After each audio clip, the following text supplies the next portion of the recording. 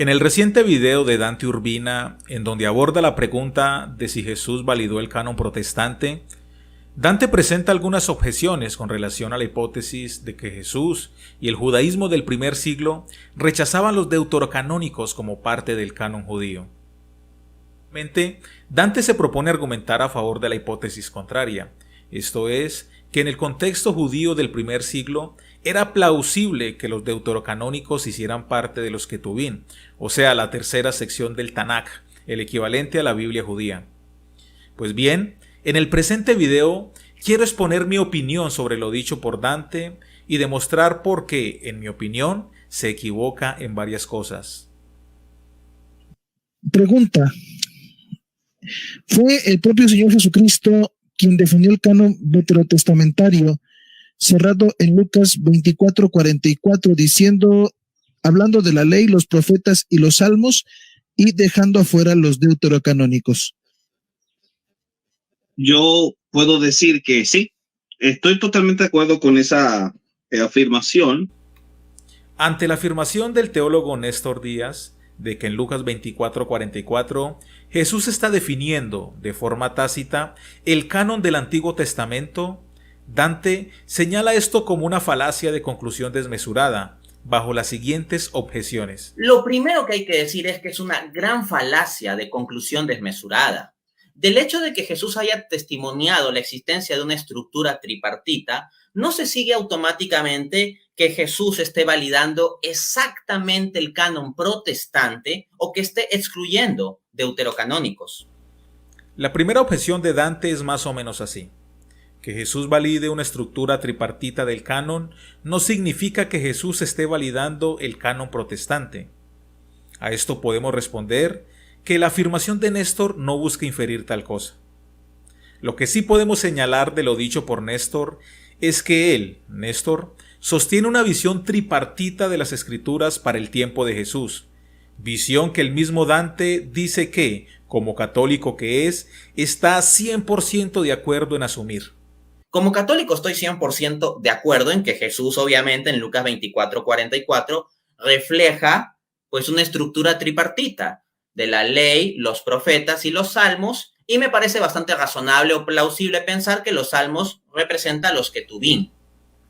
Esto es algo bastante llamativo, pues Dante, constantemente en sus debates y videos de refutación, está dispuesto a presentar las conclusiones académicas de Lee Martin McDonald para respaldar sus puntos, pero contradictoriamente no asume las mismas premisas por las cuales McDonald llega a muchas de sus conclusiones. Por ejemplo, Dante sostiene la premisa de que en Lucas 24:44 Jesús refleja una estructura tripartita de la Escritura, algo que es contrario a la opinión del mismo McDonald. Esto es lo que dice el académico. Es mejor evitar asumir un canon tripartito antes o durante el ministerio de Jesús o incluso más tarde en el primer siglo de nuestra época. Igualmente, Dante dice que le parece razonable o plausible suponer que en este versículo de Lucas los salmos representan a los Ketubín, pero esta no es la misma opinión del académico. Lucas 24:44 es la única referencia del Nuevo Testamento a 3 partes en las escrituras judías, pero no hay nada en el texto que sugiera que incluyera otros libros que luego se incluyeron en la colección de escritos del Tanaj. En otras palabras, para McDonald, contrario a la opinión de Dante y de Néstor, en Lucas 24:44, el término los salmos no sugiere para nada los otros escritos de los Ketubín. Repito, es necesario señalar esto, pues es bastante llamativo ver cómo Dante, muchas veces, presenta las conclusiones académicas de Lee Martin McDonald para respaldar sus puntos, pero contradictoriamente no asume las premisas por las cuales McDonald llega a muchas de sus conclusiones. Por otro lado, Dante cita al erudito Craig Evans, quien nos informa que no es posible deducir los límites precisos del canon de Jesús y que en su época el canon no estaba fijado. Al respecto, nos dice el gigante académico protestante Craig Evans: desde las fuentes que tenemos, no es posible deducir los límites precisos del canon de Jesús. En su día, o sea, su día de Jesús, en su día el canon no estaba fijado. Acá no hay nada que refutar, pues yo y cualquier protestante con algún conocimiento acepta como verdadero lo dicho por Evans. Lo que sí es necesario aclarar es sobre este punto. Las afirmaciones de Evans de que en el tiempo de Jesús no había un canon fijado por el judaísmo es una afirmación desde lo general y no desde lo particular. Por ejemplo, actualmente católicos y protestantes debatimos sobre el canon del Antiguo Testamento. Si un historiador académico en 1000 años afirmara que el cristianismo del siglo XXI no tenía aún una lista definitiva y que no había un canon fijado, estaría diciendo la verdad, puesto que para el cristianismo en general actualmente no hay una lista definitiva en que estemos todos de acuerdo. Ahora, a la luz de la afirmación anterior, ¿alguien creería que un católico hoy día conceda decir que aún no hay una lista definitiva del canon? Por supuesto que no. Desde su marco teológico ya hay un canon cerrado para él. Del mismo modo, la gran mayoría del protestantismo afirma con certeza que hoy día su canon es definitivo. Entonces, las afirmaciones generales no invalidan las particulares. Que no haya una lista definitiva en cuanto al canon dentro del cristianismo en general no significa que no hayan listas definitivas de forma particular. Considero que muchos estaremos de acuerdo con Evans en que en el siglo I y siglos posteriores no había una lista definitiva del canon de la Biblia judía. Esa es una afirmación general que todos concederíamos. Ahora, en lo particular, la pregunta es, ¿para algunas comunidades del primer siglo ya su canon estaba definido? Tal parece que el mismo Dante no se opondría a admitir distintos grupos y distintos cánones, dado que, según sus palabras, en el tiempo de Jesús podría haber una estructura en común, pero distintos grupos con distintos libros. El solo hecho de que Jesús reporte una estructura no nos dice automáticamente cuáles eran exactamente los libros que los judíos de esa época incluían en la estructura. Tampoco nos dice si automáticamente todos los judíos de aquella época sabían qué libros incluir en la estructura o si todos coincidían respecto de qué libros incluir en tal estructura. Porque puede ser bien que esté la estructura, pero diferentes grupos judíos puedan incluir distintos libros. Si hipotéticamente habían varios grupos judíos que ya tenían un canon, ¿qué nos impide dar un paso más y suponer que para algunos de esos grupos su canon ya estaba cerrado? Es más, ¿qué nos impide suponer lo mismo de Jesús y sus discípulos? Repito, no estoy diciendo que había un consenso general en el judaísmo sobre el canon, pero sí parece ser que habían comunidades particulares que sí poseían un canon cerrado. Una posible evidencia de esto es Josefo, quien afirma que el número de libros del Tanaj se limitaba a 22 y que nadie se ha atrevido a agregarle nada, ni a sustraer nada de ellos, ni a alterar nada. Al citar a Josefo, no argumento a favor del canon protestante, pues Josefo no lista tales libros, pero sí puedo argumentar que para Josefo ya había un canon cerrado, al cual no se le podía añadir ni quitar. Esta certeza de Josefo es muy probablemente el reflejo del pensamiento de algunas comunidades judías de su época. Repito, no estoy diciendo que el judaísmo en general tenía un canon cerrado. Estoy diciendo que ciertas comunidades judías posiblemente ya sostenían con certeza un canon cerrado, como nos lleva a pensar Josefo. Entonces, si habían comunidades judías que poseían un canon cerrado, nada nos impide sostener la idea de que Jesús y sus discípulos también tuvieran en mente un canon cerrado. Asimismo, un segundo problema de tal línea de argumentación es que incluye una premisa falsa o indemostrada, la premisa de que se excluye los deuterocanónicos. Esta es la segunda objeción de Dante, que va más o menos de la siguiente manera. Suponer que los ketubín, que se asumen en Lucas 24:44, excluye a los deuterocanónicos es una premisa falsa o indemostrada. Sobre esto podemos responder. Dante, Decir lo contrario, o sea, que los deuterocanónicos sí pertenecían a los Ketuvim, también puede ser una premisa falsa o indemostrada. Y, como tú lo haces, lo que debemos hacer es argumentar para saber qué premisa es más probable que la otra. Pues bien, procedamos a analizar esos argumentos que tú presentas. De hecho, tenemos evidencia de que el deuterocanónico de Eclesiástico, no lo confundan con el libro Eclesiastés, si no hablamos del libro de Eclesiástico o Sirácides, habría sido considerado como parte de los Ketuvim en un documento judío como Baba Kama 92b. En esta sección, Dante presenta el clásico argumento de que en la literatura judía, en este caso Baba Kama 92b, el libro de Eclesiástico se cita como escritura. Sobre esto, publiqué en mi perfil de Facebook un borrador en donde abordo este argumento. Incluso se publicó en forma de video en un canal de YouTube. Les dejaré el link en los comentarios en la medida de que sea posible. Bueno, en este video, Dante aborda algunas de las objeciones que plasmé en mi borrador. Analicemos si son válidas sus respuestas. Alguno, no obstante, podría salir a objetar diciendo: pero también se citan en Baba Kama 92b documentos que no son escritura, como la Mishnah y una Baraita, así que no se logra probar nada sobre un supuesto estatus canónico, aunque sea funcional, de eclesiástico. ¿Qué responder ante esta objeción? Fácil, la propia cita completa de Baba Kama 92b, fuente judía, refuta tal alegación. Pues cuando leemos con cuidado nos encontramos que solo de los libros de la división tripartita, entre los cuales se incluye el deuterocanónico de Eclesiástico, se los cita formalmente como escritura. Y yo se los demuestro. Vamos a la cita, pero de forma más amplia. Baba Kama 92b dice: está escrito en la Torá. La Torá se refiere al Pentateuco, a los 5 primeros libros o la ley de Moisés, ¿no? Está escrito en la Torá, como está escrito.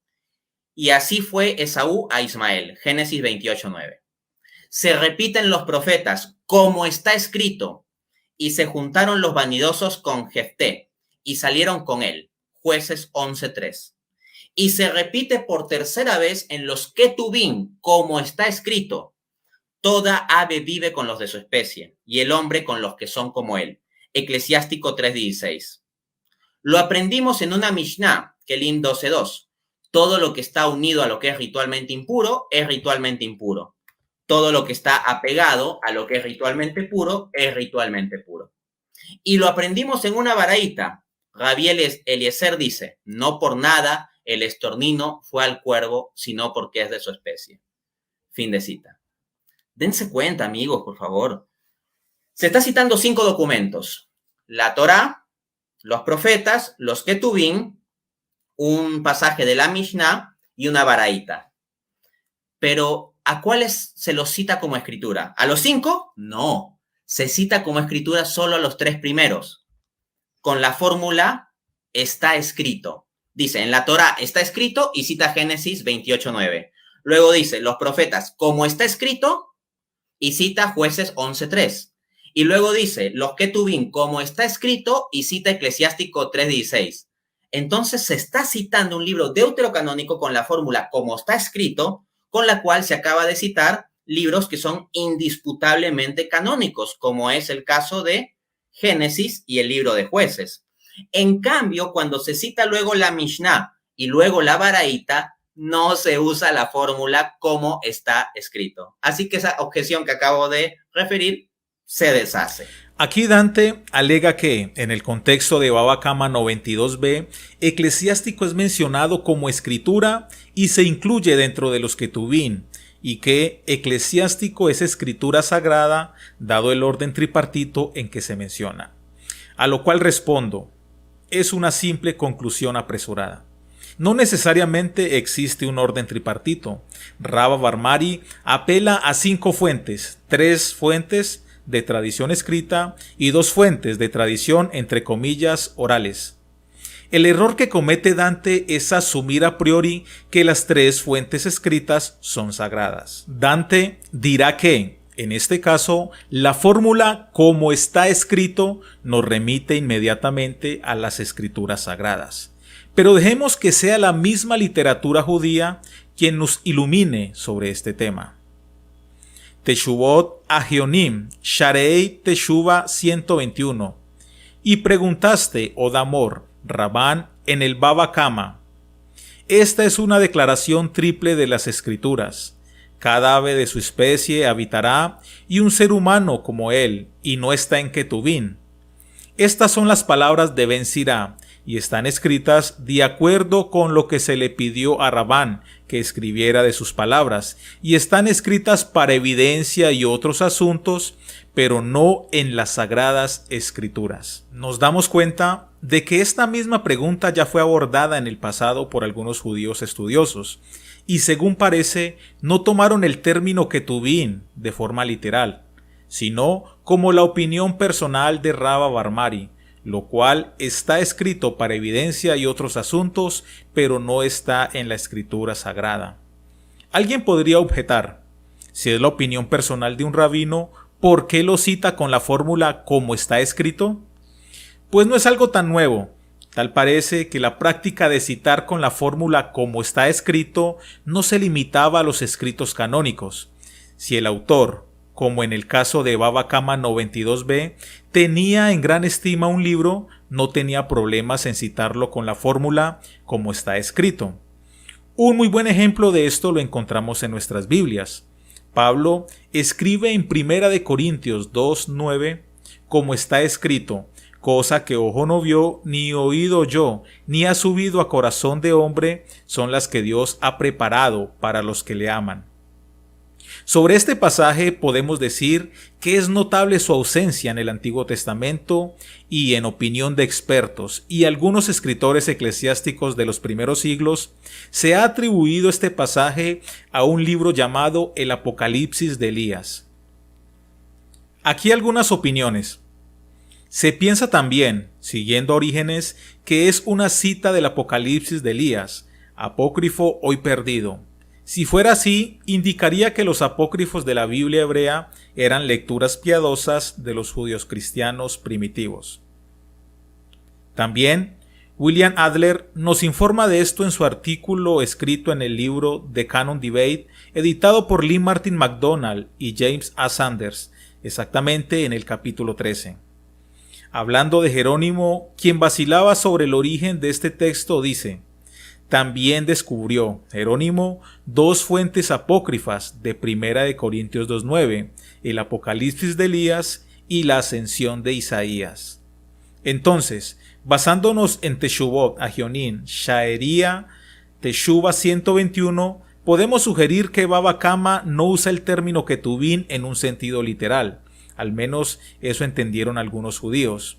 Y basados en 1 Corintios 2:9, podemos decir que la fórmula, como está escrito, no siempre nos remite a textos canónicos. Esta fórmula simplemente puede informarnos a nosotros, los lectores, del valor que tiene una obra para alguien, pero no expresa necesariamente una opinión general. Sobre esto se puede decir más, pues también está la fórmula como dice, que el apóstol Pablo a veces usa para citar la escritura hebrea y en otras ocasiones usa para citar otras fuentes no canónicas. Si no fuera suficiente con esto, les informo que muchas citas de Megillat Ta'anit en el Talmud se introducen con la fórmula está escrito. Este texto, que había sido puesto por escrito y era generalmente conocido por el judaísmo, fue citado, explicado e interpretado de la misma manera que la Biblia, aunque no era canónico. Un ejemplo, Shujin 129b, porción 14. Además, el rabino Yehoshua agrega que está escrito en Megillat Ta'anit, en la Pascua Menor, es decir, el 14avo de Iyar, uno no elogia. En conclusión, la respuesta de Dante a la objeción presentada no es satisfactoria. Ahora, Dante se propone responder a una nueva objeción. Mi objeción original plantea que tenemos abundante evidencia en la literatura judía en donde Eclesiástico es claramente señalado como un libro no canónico. Dante trata de responder a esta objeción citando a MacDonald y termina dándose un contundente disparo en el pie. Por un lado, finalmente fue rechazado como parte del canon judío, especialmente por el rabino Akiva a finales del siglo I después de Cristo. Pero a veces se cita como parte de las escrituras en otros textos, especialmente en Baba Kama 92b. Pero noten cómo en particular refiere a Rabí Akiva y al rechazo de los judíos por parte de finales del siglo I. Y eso ya es una época post-cristiana y anticristiana donde las decisiones de tal judaísmo rabínico no tienen ningún peso para nosotros los cristianos. El mismo MacDonald reconoce que para finales del siglo I de nuestra época, el libro de Eclesiástico ya había sido rechazado por Rabí Akiva y sus seguidores. Lo que Dante omite es que el escritor de Baba Kama 92b, en donde se cita Eclesiástico como parte de los Ketubín, es de finales del siglo II de nuestra época, o sea, es un escrito posterior. Esto dice MacDonald. Akiva, especialmente a finales del siglo I de nuestra época, lo rechazó como parte de las escrituras judías, pero aún así se citó a veces como escritura en otros textos posteriores, como en Baba Kama 92b. Así es, como dice MacDonald, muchos de los textos que aparentemente citan a Eclesiástico como escritura son posteriores al rechazo que se registra en Sanedrín 100b. Esto corrobora lo que dije en la objeción anterior, y es que en Baba Kama 92b se expresa la opinión personal de un rabino o de cierto grupo, pero en general ya existía un rechazo oficial desde un siglo antes. A esto debemos sumar lo que ya se ha dicho: la fórmula como está escrito no siempre apunta a una referencia canónica. Ahora, lo peor que puede hacer Dante al tratar de defender su postura es apelar a una supuesta conspiración anticristiana por parte de los judíos de finales del primer siglo, en la cual se rechazó Eclesiástico para sus fines anticristianos. Eso es una afirmación gratuita. Y eso ya es una época post-cristiana y anticristiana donde en los mismos textos judíos que ya mencionamos, se desarrollan las razones por lo cual he rechazado Eclesiástico. En ningún momento se menciona a Jesús o el cristianismo. Igualmente, se le olvida a Dante que Baba Kama 92b también es una referencia post-cristiana y, aún más, post-Sanedrín 100b.